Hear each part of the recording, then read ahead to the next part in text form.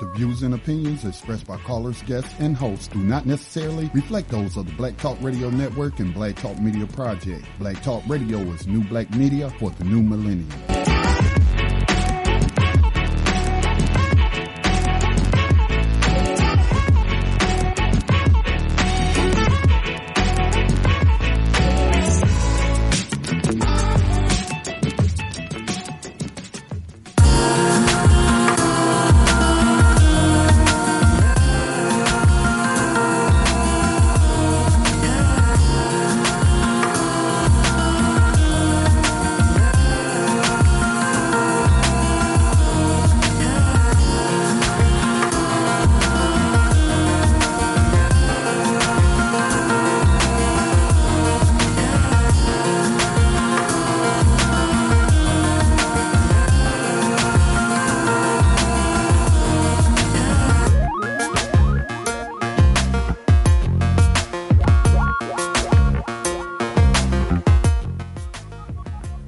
Good evening. This is Onaje Maweed, host of Race Treaty. We come to you every Friday evening, Eastern Standard Time at 9 p.m.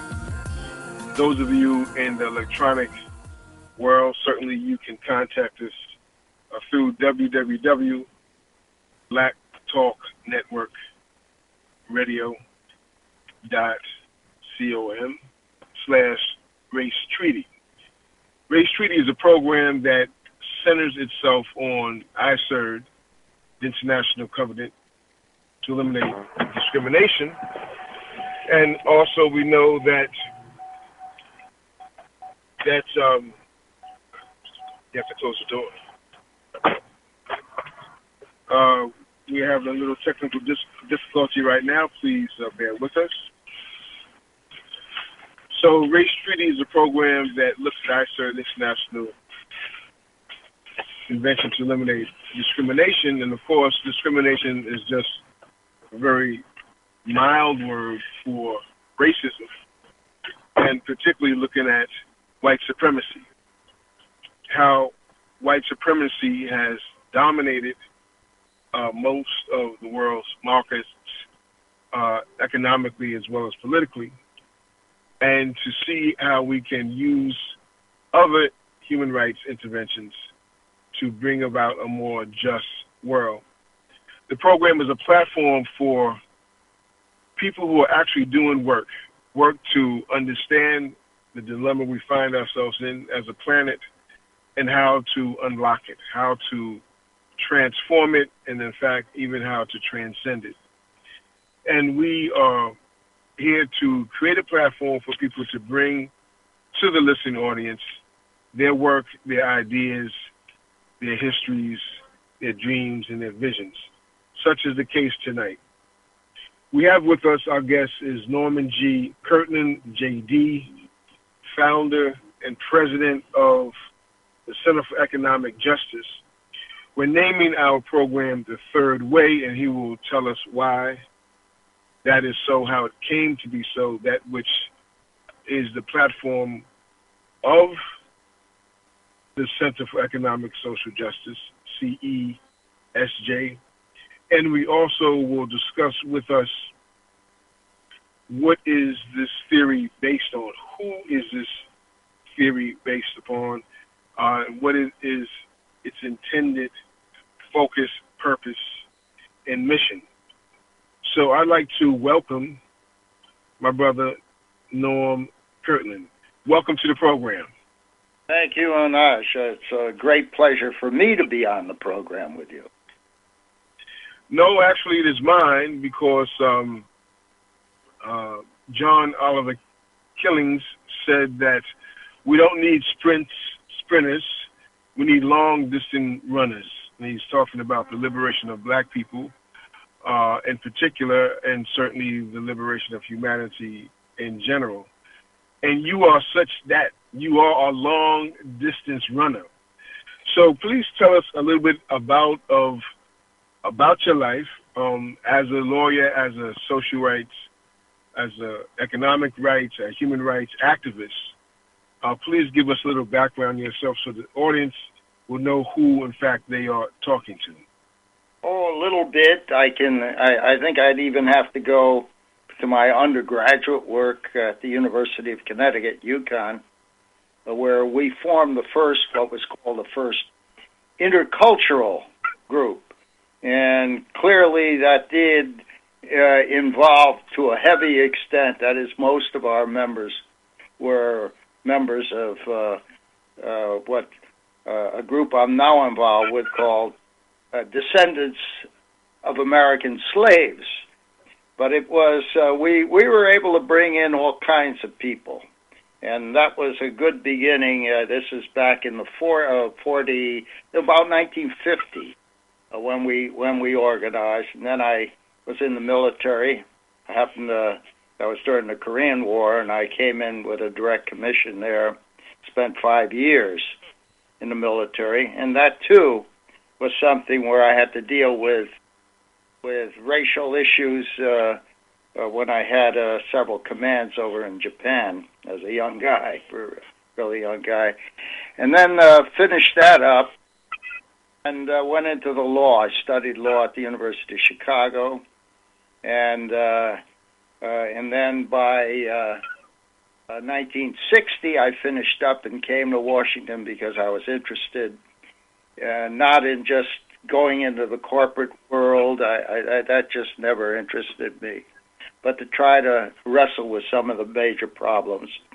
And so I spent a couple of years in what was then called the Department of Health, Education, and Welfare, mainly on education, segregation laws, because things were still a mess at that time, and poverty programs. But spent a couple of years there and went over. From that, I really got into what I wanted to do, and that was in civil rights. I went over to I became a lawyer in the U.S. Commission on Civil Rights, working under Clyde Ferguson, who later became the dean of the Howard Law School. And Clyde was a brilliant guy, and we had a project that was called the Mississippi Project. So I spent from 62 to 64 in doing a lot of work in Mississippi. Came very close to Medgar Evers, and we were able to, we developed something called the federal presence theory. We had no power other than to write reports and hold hearings and that kind of thing, interview people. But what Medgar came up with was, we got to get these feds involved there, because no one thought that you could change the laws in '62 because the Southern senators were able to control the laws at that time. In any event, the idea was to challenge the system. And so when Meredith went into the University of Mississippi, Medgar said, "Norm, be there." And so I was there, interviewed him. The troops were there and all. It was and then but I spent a lot of time also with SNCC. SNCC, and I became very, very impressed with SNCC. They went in and challenged the White Citizens Council in Greenwood, Mississippi, which was one of the roughest cities in the Delta. And SNCC went head-on with these people. I can remember one day Bob Moses, who was a leader there, asked whether I'd be there, and I was there. And they were going to have a demonstration on voting, to issue a protest ballot where people would attend to register. And the governor had said, "Well, arrest everybody who's involved." So I went down there, and Bob Moses asked me if I would go and talk to the mayor and chief of police. So I went there while he was having a mass meeting, in order to get as many of the people in the community to take the chance of going down there. You had the television, all the major television stations were there waiting for the blood to flow, and so I went there and I showed the mayor and the chief of police my federal ID, and he thought I was working for Bob Kennedy, and I just was silent. Bob Kennedy and the Justice Department had all the power. But anyhow, he asked, well, what are you doing with a camera? Well, I said, take pictures if anything happens. They said, no, that's illegal. I said, well, as long as nothing happens. And then finally the mayor said, okay, you tell the people to go in, and if they come in there peacefully and go through the process of registering to vote, nothing will happen. And of course that disappointed the media, because they wanted an event expecting that the blood was going to flow, but nothing did. But this is the kind of initiative. This is a small initiative. There were many things that was very exciting in my life right there in Mississippi. Now the problem was that by 1964, SNCC was very intelligent. They had students coming in from all over the country into Mississippi, and they called it the Mississippi Freedom Summer. And so, as a result of that, by 1964, that year, Johnson felt the pressure to move for lifting the segregation laws, and they accomplished that, and also accomplished the war on poverty, which was supposed to be, and this is where a very important part of my life, because I became convinced that you had to involve the people. They had language in the poverty program that said maximum feasible participation of the poor, and I learned in Mississippi that when you organize the poor as in a peaceful way, if you do it right, you can change things. And as I say, they did. From Mississippi and all the other southern states, SNCC was all over the place. And in any event, what you saw there was that no matter how difficult the legal system is, if it's unjust, then you do what Martin Luther King said. You organize in a peaceful way. Even SNCC, when you think about it, Student Nonviolent Coordinating Committee, even though some of them, and I was very, I later got involved with Ed Brown, who was Rap Brown's brother. But in any event, what I saw was the poverty program, which I went into, was a phony, and that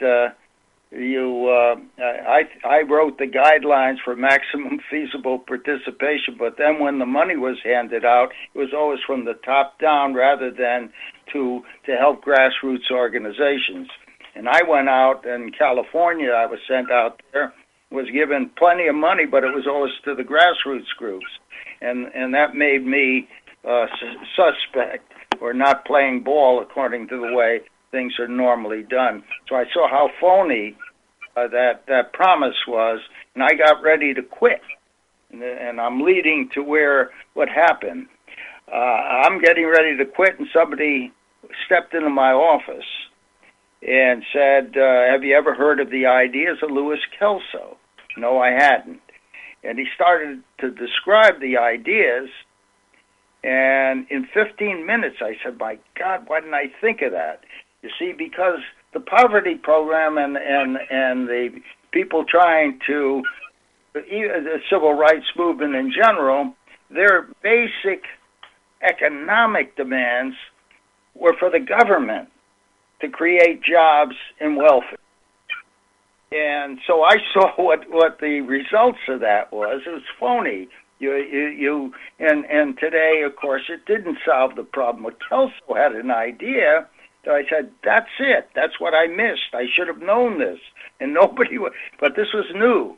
This guy had written a book, and that excited me when I first heard of the basic ideas, because what it did was say everyone should be an owner. In other words, own, which is the slogan of our group, own or be owned. Own or be owned. And of course, most citizens of the world in America are it's a modern form of slavery. It's called wage slavery, or welfare slavery, or charity slavery, or consumer debt slavery. You see that for students who go in, and some of them incur expenses if they want to get up and become a lawyer, over $1 million of debt. And then they go out and find out that even the law degree a lawyer is being displaced by artificial intelligence. They can do research with artificial intelligence. And so we're seeing the reality of the world comes down to economic power. That the vote, that political democracy doesn't work without economic democracy. And economic democracy means people have something that gives them power. And what Kelso said was, you either own or you're going to be owned. He developed a system where every citizen of the world, once you change the existing money system and tax systems, so that instead of government having the power, you spread it out to the people, or instead of a handful of capital owners owning it all, and they move from being millionaires to billionaires to trillionaires. You have a mess, because the one thing you learn in property in your first course in law school is that property is not the thing you own. And of course, they treated people like things, and slavery was a form of treating people as things, not human. And so, but there are things that are changing in the world, and that is that technology is changing. Who owns? And so that goes into what we call the just third way. Okay, Norm, you made a point and you didn't finish it. You were saying that in law school, when they talk about property, they say the thing. You said the thing isn't the property, but you didn't finish the thought on that. I'm sorry. Yeah. What property is the rights and powers and privileges you have, even the limitations of your rights with respect to things. For example, it gives you control or a sharing control if you're owning something together with others, and also what's a key is a right to the fruits that are created because of the technology. See, Kelso he developed a theory. He called it, initially, we'll go into that, he called it universal capitalism or democratic capitalism. Well, we don't use that term anymore, and even Kelso abandoned capitalism because that's thingism. Capital are the things that go into the productive process. It's natural resources, it's all your technologies. And what's changing in the world, from hundreds of thousands of years, are not people. And when we talk about people, there's only one race. That's the human race. That's the way I look at it. There's no such thing as a race. They only use it to subdivide people. But if you want to make a world that is a just world, you have to unite people. And in ways in which they are empowered.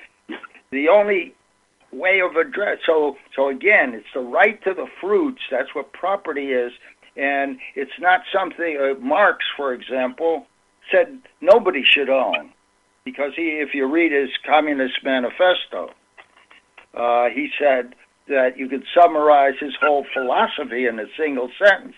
He was against monopoly capitalism, but he said you got to abolish private property. And Kelso agreed with Marx that concentrated ownership would bring about a disaster, not good.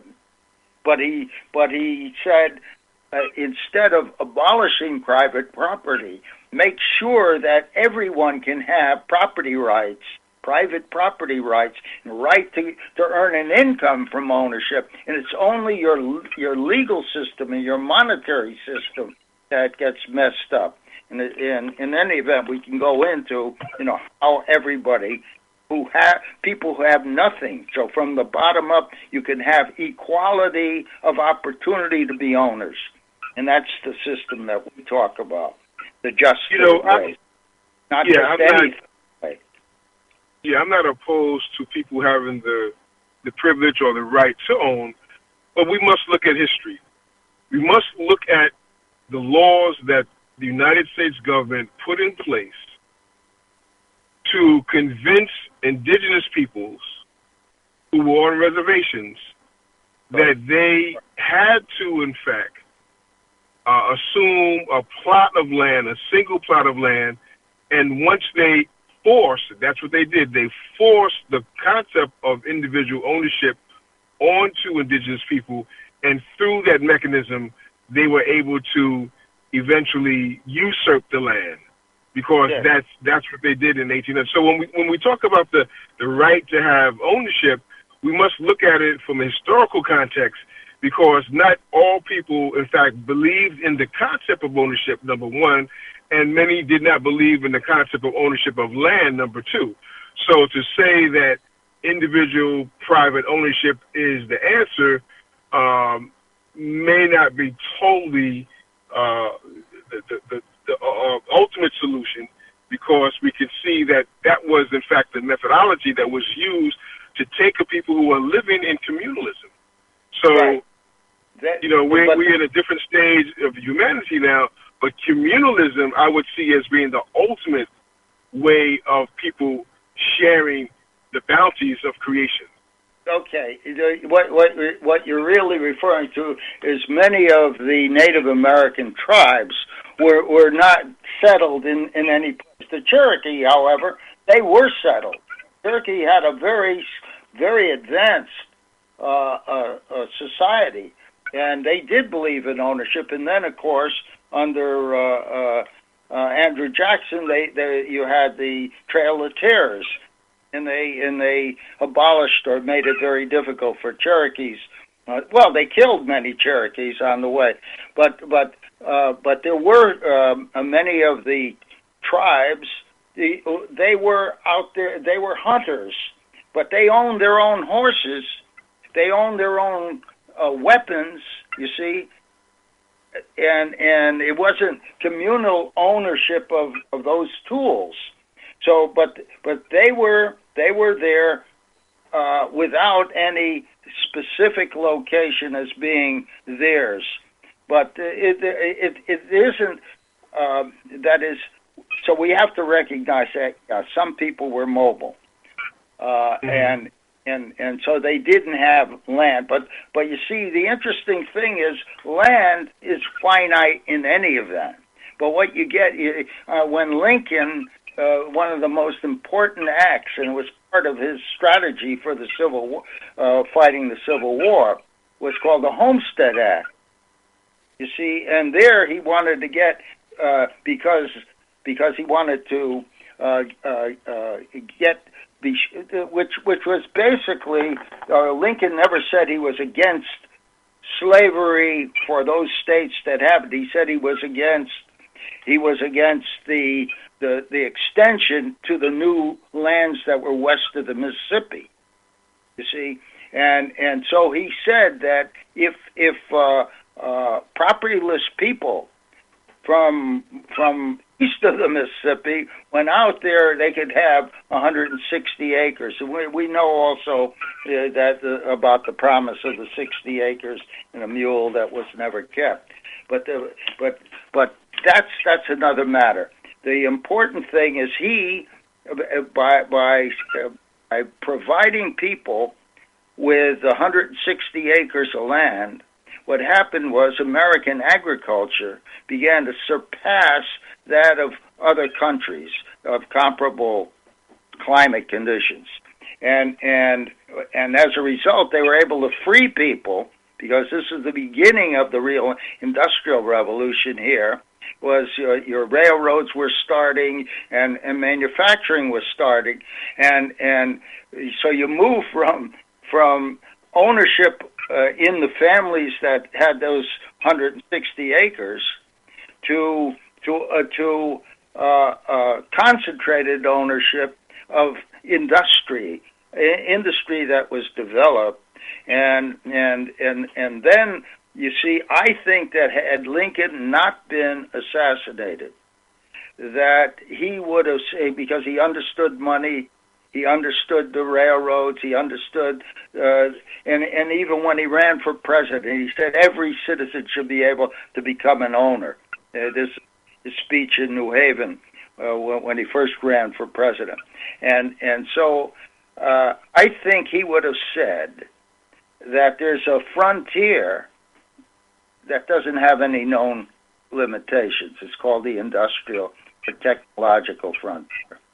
And that's what, as we move away from strictly agriculture into the industrial frontier with the more advanced energy tools which we developed, I think that's what we're talking about. But also for the land, whatever land, it shouldn't be owned by the state. It should be owned by the people. You see, so that there's no reason. Yeah, you can look at the past and say there have been injustices. No question about it. History is that of injustices. What justice, that is, what makes things, when we use the term social justice, we're not talking about the problem. We're talking about what do you do to change the system, the social order. When we're talking about economic, which is the big, the relationship that you as a person has with respect to the social tools. Social tool, for example, government. God didn't create government. People did. Government is a social tool. And if it isn't used intelligent, if it's used the way the collectivists talk about it, then we're all dependent on government, and it's a natural monopoly. So it has a monopoly over coercion, force, jails, and the ability to kill people that don't agree. And the more you become dependent on government, then you're going to have an unjust world. If you look at, there are good things in the beginning of America compared to the rest of the world, and bad things, the original sin of slavery. But we want to see that if you read the Constitution, the preamble starts with "we the people" in order to create a more perfect union. Yeah, so we the people, we the two persons right here will take a station break. For those of you who are just tuning in, you're listening to Race Treaty. Our guest is Norman G. Curtin, J.D., founder, president of the Center for Economic and Social Justice, and we're just getting started. So we're going to take a station break. We ask everyone to stay where you are and call your friends and neighbors to have them join this radio program. So we're going to take a station break at this time. Please stay tuned.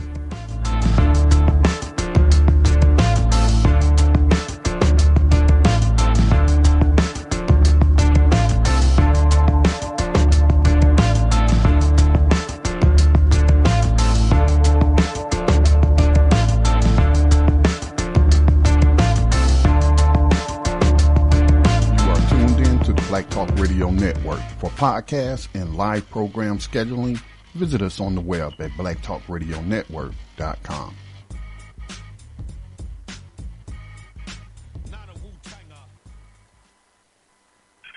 evening. This is Onaje Mweed, host of Race Treaty, and we're speaking to a long-distance runner, civil rights activist Norman Kirtland, J.D., founder and president of Center for Economic and Social Justice.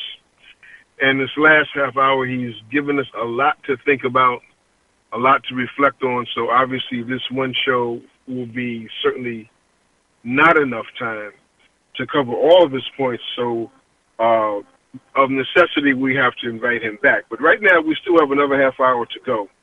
I want to go back to starting where we left off with Norm had mentioned the beginning, the preamble of the Constitution, we the people. Now, of course, we the people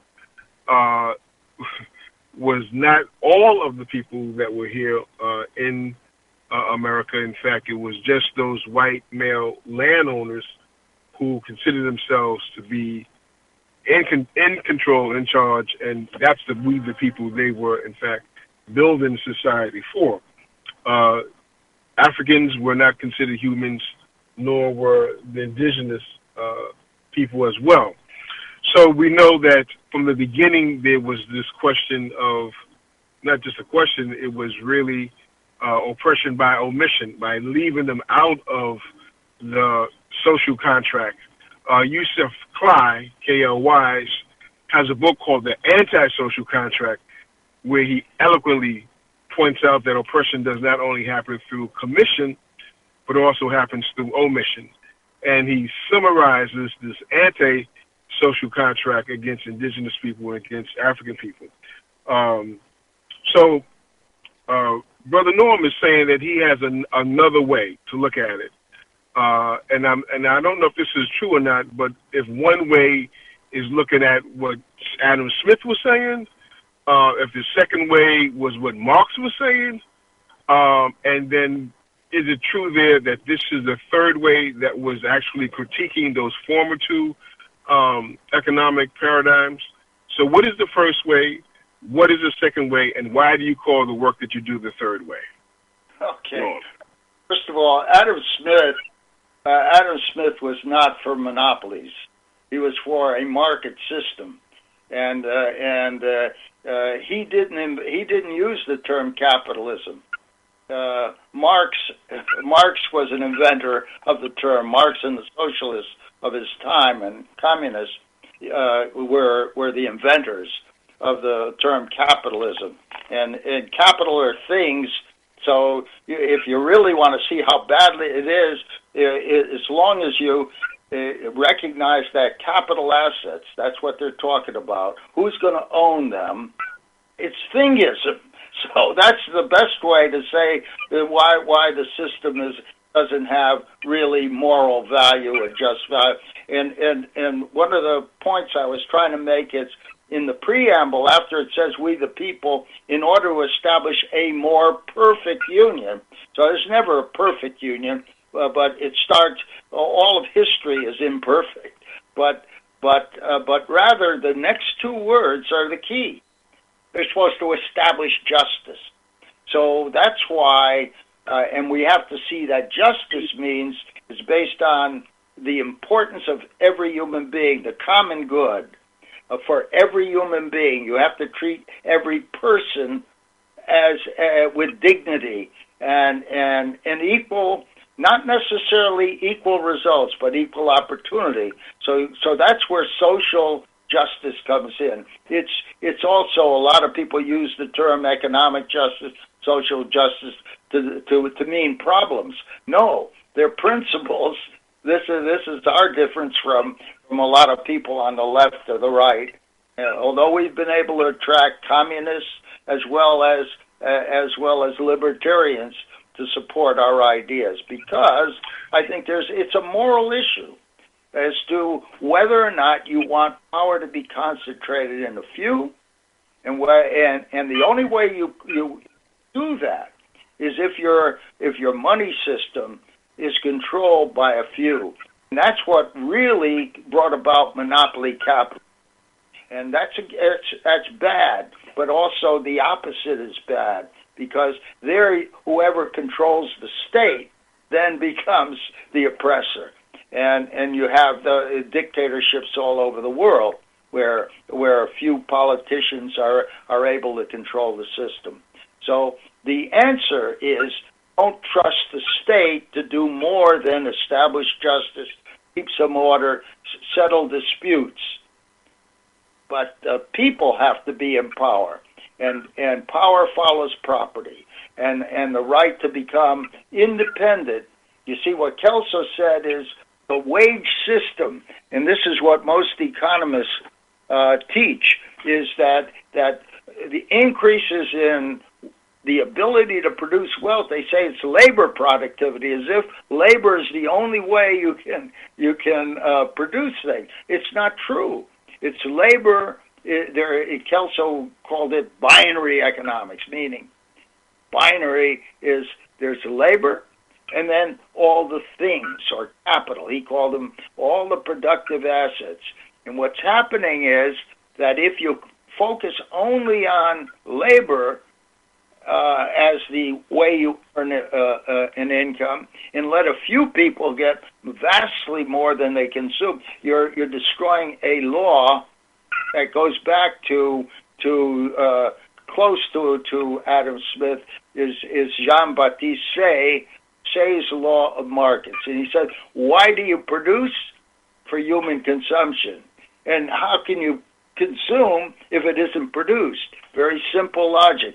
You can't ignore that. So then the question is, if in fact robots and artificial intelligence and 3D printing and other advanced technologies are doing what human beings were doing, and we're going to have new sources of energy, who's going to own the tools that are going to be able to get you out from under dependency on coal and the fossil fuels, which should be stored in the ground, because people have invented new technologies to harness, to get energy out of water, get the hydrogen out of water. So who's going to own this today and in the future? And how do we spread not only the social tools and social justice and economic justice? And what is economic justice? It involves, again, principles, a principle of participation. And that's where the fault is. But it's also the other side. There's two sides of an economic equation, production and consumption. So who's participating in the production? Well, as I say, many people are no longer needed to work, and this is unfortunate. But if you grew the economy faster, there would be many people who would be brought back into work. But our economy is a slow growth environment. The only time it grows fast is during the Second World War. You had double digit, and there was no unemployment. You had 13 million people fighting in the military. And women and disabled people went in, and you had double-digit rates of growth. Why? Because the customers were there. Who's the customer? Government. They buy all the weapons that they could during the Second World War to win the war. You see, but why can't that be done for peace? Well, you can't do it unless people are able to earn enough to consume. In other words, consumption power. You better get another way in which people can earn. Not necessarily through their labor, but maybe for a generation or two generations. Yes, there'll be more jobs, faster rates of growth without inflation. I mean, when I was a kid, the minimum wage was 25 cents. What did government do in the New Deal? Today, people are saying, government, give us $15 an hour. Well, why not $30 an hour? You see, what happens to prices? You see, it goes up. So the poor are the ones who are going to be most damaged by the system that we're now following. But a system wasn't created by God. The money system wasn't created by God. It was created by people. And if they made mistakes in the and believe me, there are mistakes, because everything that I'm talking about could be done under existing the Federal Reserve Act of 1913, which is there are provisions there to make it possible for capital credit. That is, people who have no savings, can't afford to buy part of the growth, they would be able to go to their local banks and borrow $7,000, and it would be insured, so to buy newly issued shares. That would be full dividend payout, full voting shares, so that very, very quickly you begin to finance growth that isn't there now. But you would also, as I say, you would be building consumption income.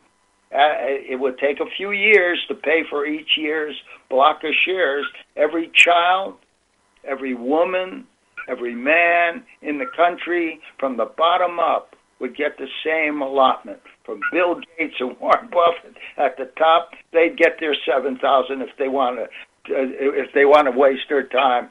To them, it would be a waste of time. But we can now, you can grow new cities.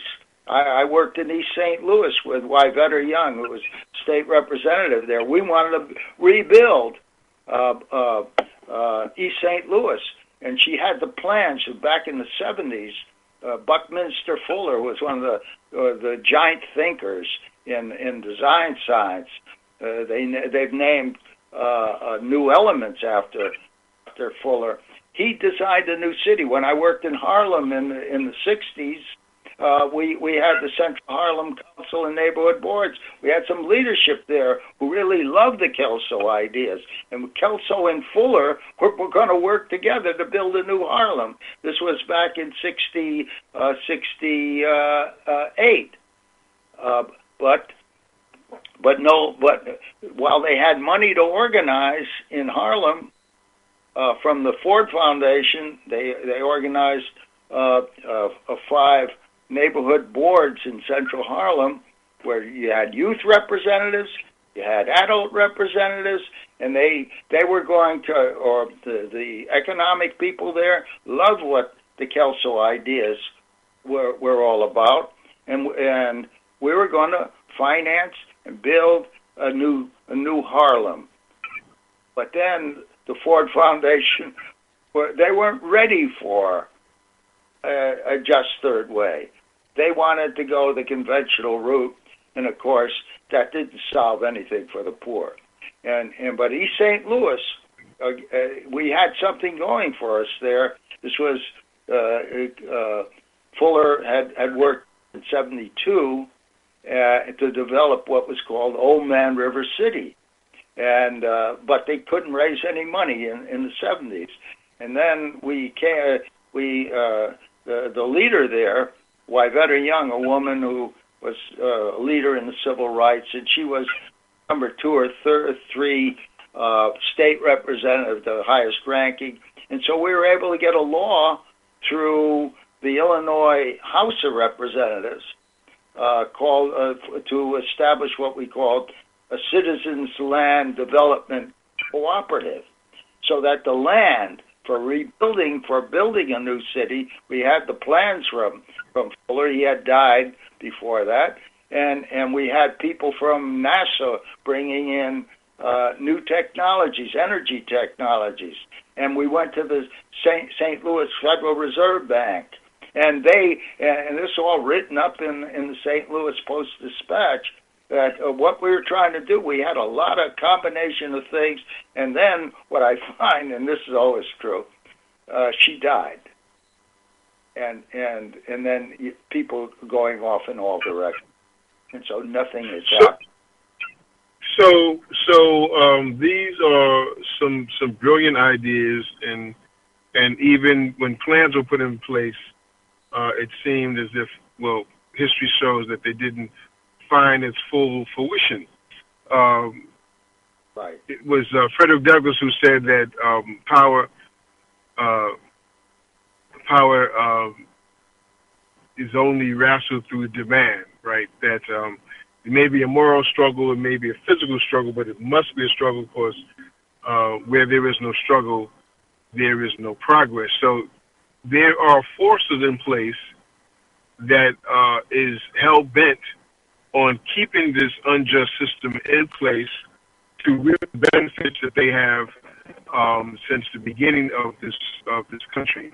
So how do you see the third way actually coming into existence, given the efforts that you have attempted in the past, and seeing that they haven't come to fruition? What is new about the third way now, or possibilities? They talk about sometimes the Kairos moment, for special times when certain things come together that can produce something that hadn't been able to come into existence prior to that moment. Is this a Kairos moment? Well, very quickly, Kelso and I were able to get the laws through the Congress by finding one leader. So you have something called ESOPs, or employee stock ownership plans.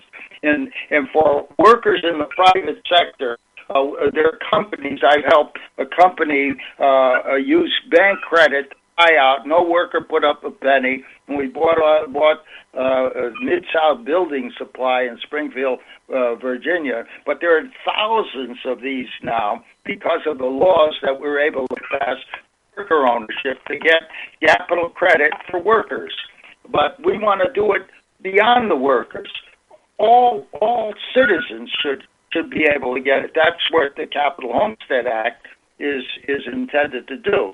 Now, one of the things we're doing that I'm really excited about is that there's a group forming that's called the Descendants of American Slaves Incorporated, DASI.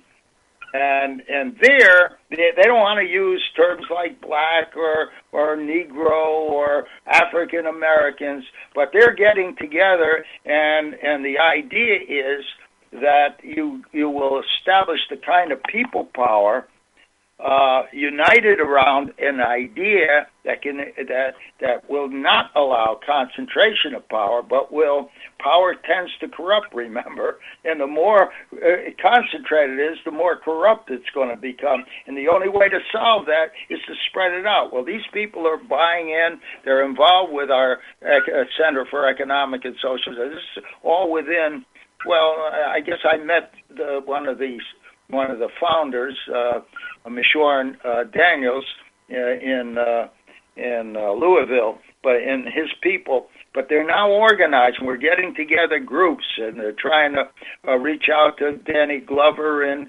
Harry Belafonte and Spike Lee and others to get them behind the just third way.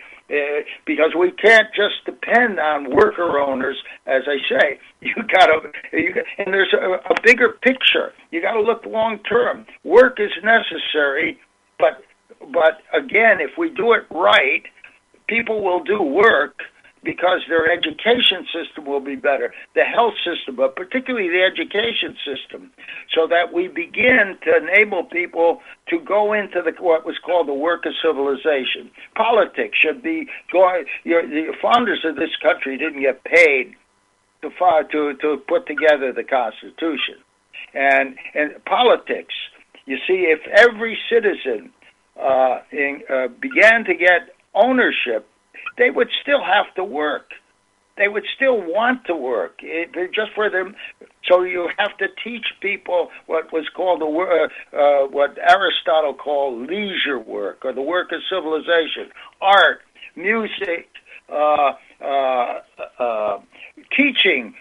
If teachers became owners, wouldn't need the kind of pension costs that are bankrupting cities like Hartford. And we have a Center for Economic and Social Justice in Hartford, but you got that problem all over, all throughout Illinois, California, and so on, because we haven't addressed the needs for people to become economically independent, and that means we got to be willing to go and have a 500,000 to 1 million people come to Washington and a peaceful demonstration at the Fed. We've had rallies at the Fed because that's where the problem is. The Federal Reserve The Federal Reserve is the problem. They control money, and that money system no longer has anything behind it besides government debt, government deficits.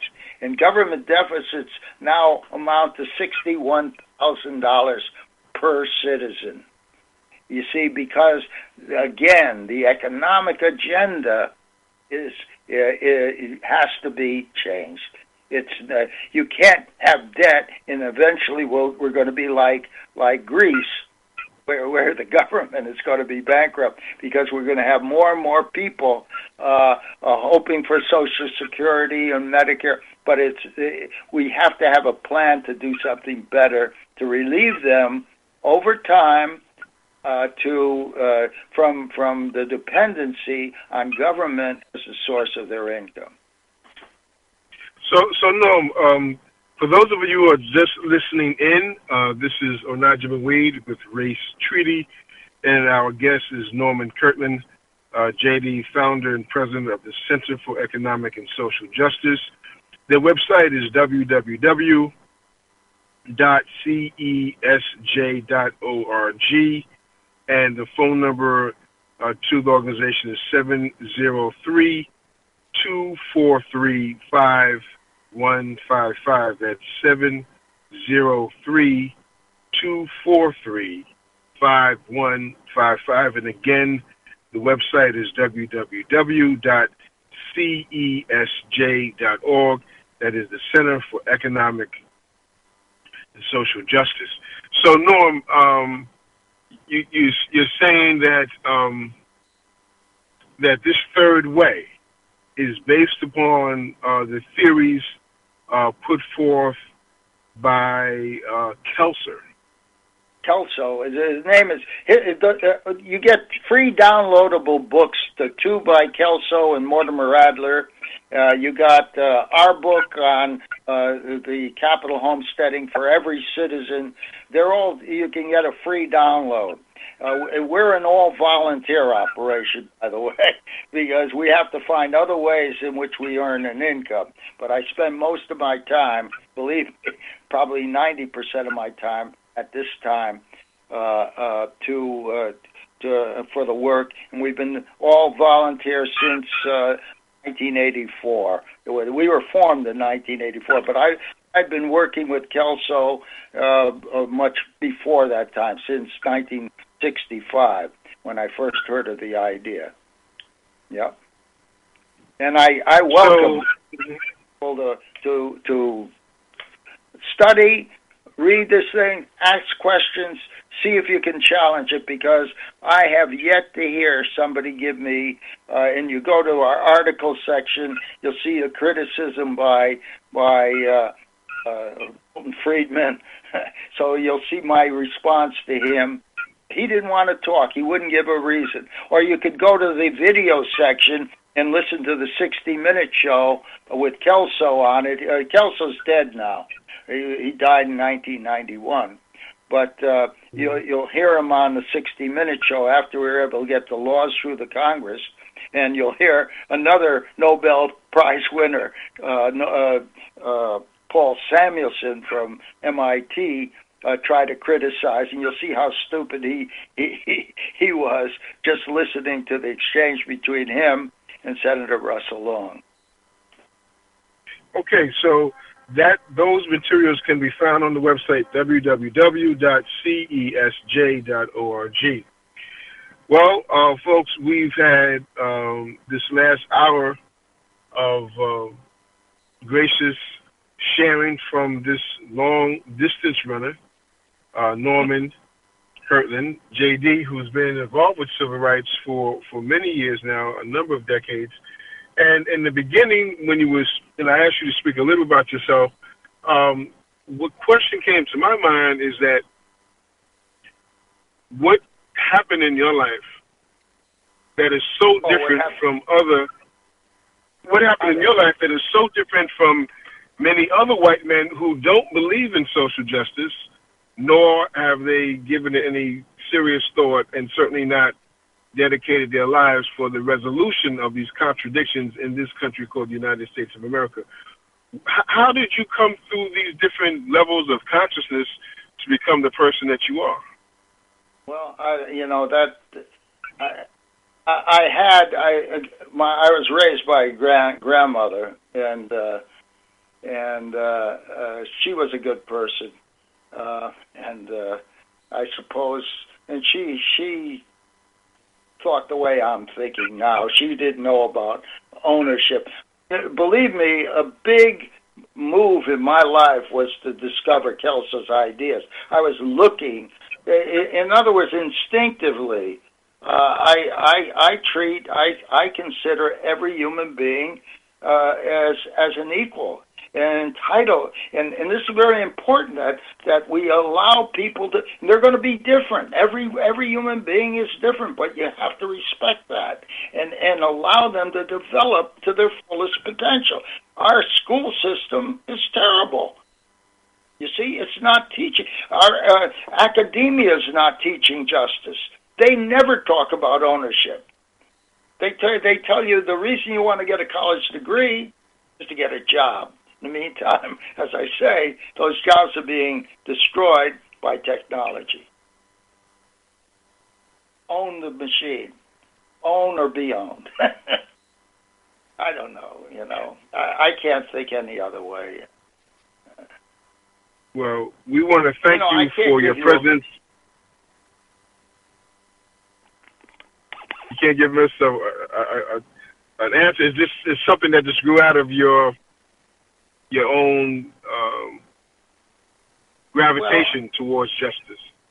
Yeah, well, my wife, for example, was in the internment camps during the Second World War. She went over to Japan after her family got disgusted, obviously, what they went through, and so she finished up school there. She came here, I had worked in Japan. I knew her mother, and it turned out, we met, and when we got married, we couldn't even get married in the state of